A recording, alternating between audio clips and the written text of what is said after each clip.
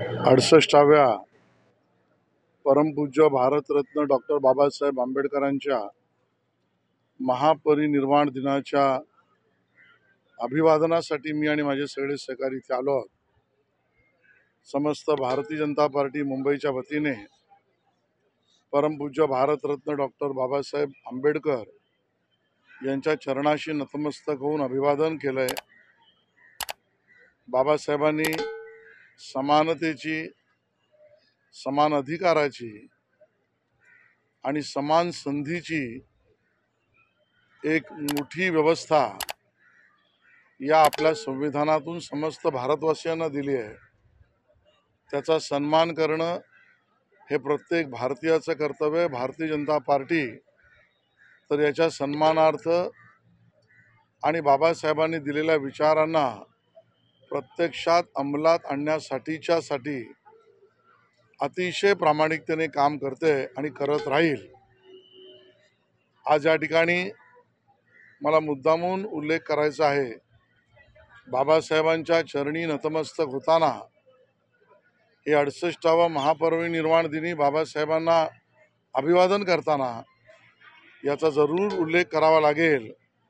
या देशामध्ये पहिल्यांदाच संपूर्ण संविधान संपूर्ण देशाला लागू झालं ते हे वर्ष आहे आणि ज्याचं कारण जम्मू काश्मीरमध्ये झालेल्या निवडणुका, त्याआधी झालेलं 370 आणि 35A हे निरस्त करण्याचा केंद्र सरकारचा मोदीजींचा निर्णय, यामुळे एका देशामध्ये दोन संविधान ही जी काँग्रेसच्या राजवटीतली पद्धत होती ती संपुष्टात आली आणि पहिल्यांदा संपूर्ण देशात काश्मीरपासून कन्याकुमारीपर्यंत आपल्या बाबासाहेबांनी बनवलेलं संविधान संपूर्ण भारतात लागू झालं। हे पहिलं वर्ष आहे। अभिवादन करताना या गोष्टीचा उल्लेख करावासा वाटतो।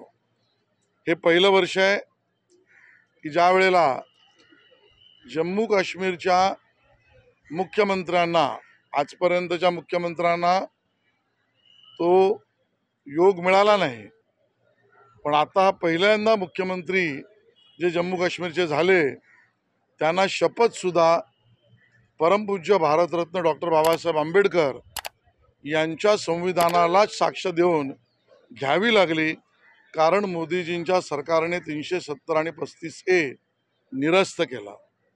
हे पहिलं वर्ष आहे की ज्या वर्षी देशभरातील आपल्या व्यवस्थेनुसार कुठल्याही राज्यातील न्यायमूर्ती एका राज्यातून दुसऱ्या राज्यात जाते, तशी ज्या वेळेला कुठल्याही देशातल्या राज्यातील न्यायमूर्ती जम्मू काश्मीरला जाईल किंवा गेली असेल तर पहिल्यांदाच त्या न्यायमूर्तींनाही परमपूज्य भारतरत्न डॉक्टर बाबासाहेब आंबेडकरांनी बनवलेल्या संविधानाचीच शपथ घ्यावी लागली। हे पहिलं वर्ष आहे आणि म्हणून संविधान संपूर्ण देशभरात लागू होणं हा योग 68 वर्षानंतर महापरिनिर्वाण दिनाच्या बाबासाहेबांना आदरांजली अभिवादन करताना येतोय आणि म्हणून संविधानाचं रक्षण, प्रचार प्रसार आणि त्यातनं निर्माण होणारी भावना एक देश ही यावर्षी होते। याबद्दल समस्त भारतवासीय समाधानी आहेत।